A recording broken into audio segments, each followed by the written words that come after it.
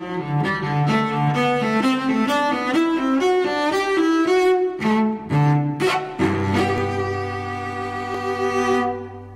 informações sobre o conflito entre a Rússia e a Ucrânia não param de chegar desde o dia 24 de fevereiro, data do primeiro ataque ao território ucraniano. Mas será que você está conseguindo compreender o motivo por trás de tudo o que está acontecendo? O Desvendando a História desta edição vai explicar para você sobre a guerra na Ucrânia e vai tirar as principais dúvidas sobre o conflito que se instaurou no país.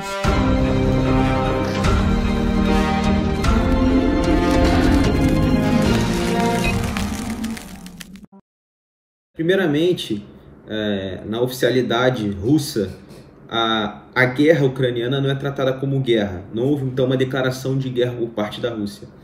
Ela é tratada como operação militar.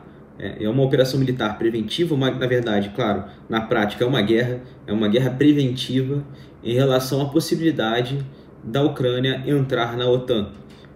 Era uma negociação que já estava sendo feita há bastante tempo, já tinha sinalizações, uma espécie de conversa. Então havia a ameaça dessa possibilidade, então a Rússia invadia a Ucrânia para evitar que isso acontecesse. Claro, vamos lembrar o que é a OTAN. A OTAN é a Organização do Tratado Atlântico Norte, criada na época da Guerra Fria como uma aliança militar principalmente contra a União Soviética.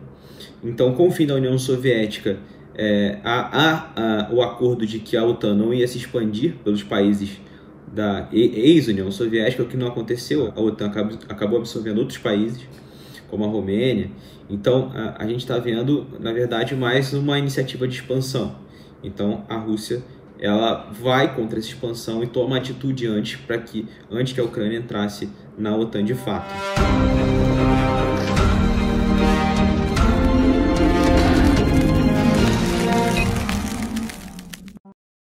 A gente tem uma intenção geral, claramente, que é evitar que a Ucrânia entre em um futuro próximo na OTAN. Isso acabaria causando sérios problemas geopolíticos para o Putin, para a Rússia. Então essa aí seria a intenção geral. A gente tem a intenção também da neutralidade da Ucrânia em relação a essa presença da OTAN no quintal da Rússia. Então, tendo um país neutro seria mais uma possibilidade de proteção geopolítica de Putin, da Rússia, em relação à OTAN.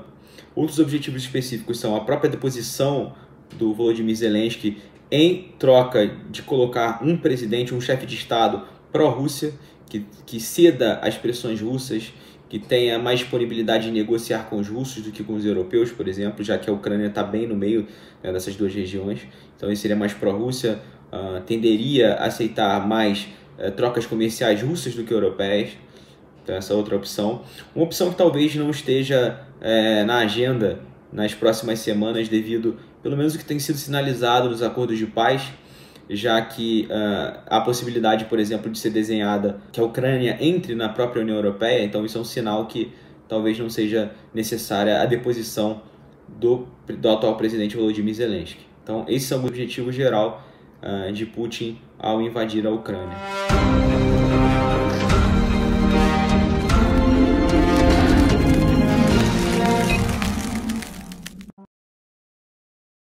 A gente vê dois movimentos aqui.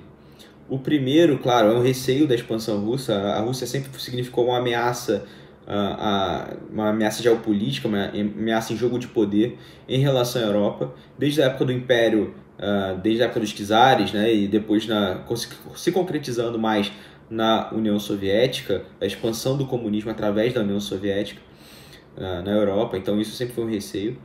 E por outro lado, a gente tem a dependência da Europa em relação aos recursos minerais da Rússia. A gente está vendo uma dependência clara em relação aos gasodutos, né, ao gás natural. Como que isso a gente sabe que o gás natural russo ele aquece o inverno europeu, ele alimenta as indústrias europeias. Então, como é que isso seria realizado?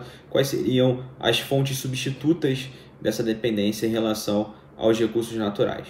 Então isso, a Europa ela acaba se colocando nesse meio e é uma opção, um sentimento completamente dúbio, né? A gente tem, por um lado, a ameaça geopolítica e, por outro, a necessidade dos recursos naturais da Rússia e manter negócios com os russos. É um cenário muito preocupante, porque A Alemanha, por exemplo, 55% do gás que ela usa vem da Rússia. Em torno de 2/3 de carvão também da Rússia. Então a gente está falando da maior potência industrial da Europa atualmente, que tem uma relação comercial muito forte com a Rússia. O que a gente vai fazer com isso? É muito complicado você pensar a consolidação da União Europeia em um momento que ainda estamos vivendo a pandemia, no momento onde encontramos um zigue-zague, né, na relação com os problemas pandêmicos, e aí você tem uma guerra que exige recursos humanos, exige recursos bélicos, exige recursos humanitários, recursos esses que poderiam estar sendo voltados para resolver os problemas do pós-pandemia, né? E o que nós temos agora é uma agudização desses conflitos.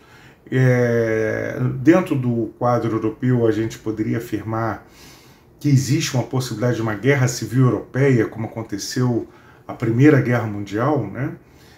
Creio que não. Creio que há interesses muito fortes por parte da Alemanha e por parte da França, que esse problema no leste europeu se consolide de maneira pacífica, de maneira mais rápida possível, porque o processo de globalização afeta muito os desejos da zona do euro, né? E a gente também tem que pensar que interesses existiriam para que, no momento em que a Europa se reconstrói, se recoloca como uma unidade europeia após a pandemia, esse episódio surgir. Essa é uma questão que os analistas têm que pensar.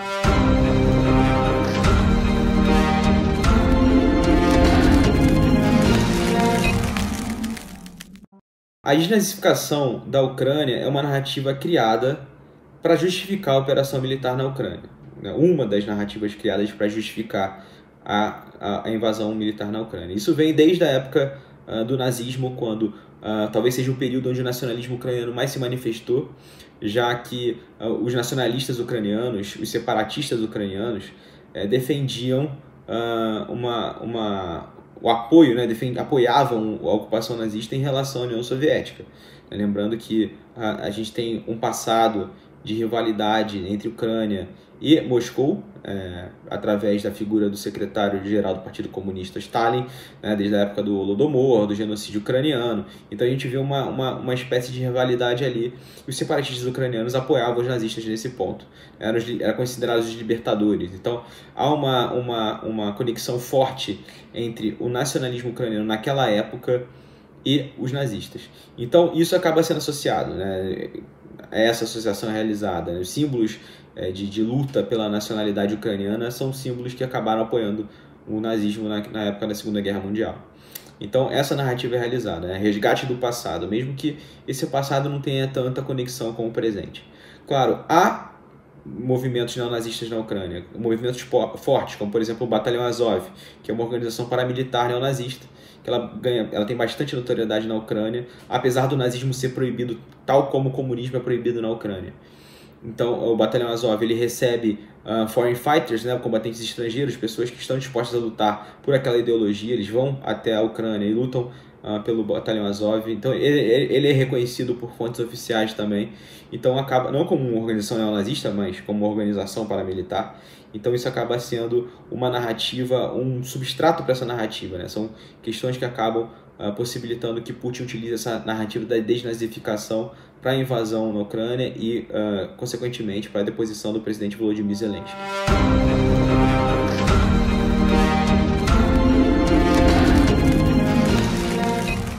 Uma das vias mais possíveis para a interrupção da guerra é a boa e velha diplomacia. A gente está vendo uma tendência das duas partes de sentarem para negociar, buscarem soluções para esse conflito através da paz, de acordos de paz. Então a gente está vendo essa tendência. Isso já aconteceu no passado, em 2014, quando a Rússia anexou a Crimeia. Então, a gente está vendo essa possibilidade. Talvez isso aconteça nas próximas semanas, ou pelo menos a gente tem um pouco mais de ideia do que vai ocorrer, se a diplomacia vai funcionar nas próximas semanas, com o avanço ou não das tratativas para acordo de paz entre as duas partes. Agora que você aprendeu mais sobre a guerra na Ucrânia, não esqueça de deixar o seu like aqui no vídeo e seguir a gente nas redes sociais. Até a próxima!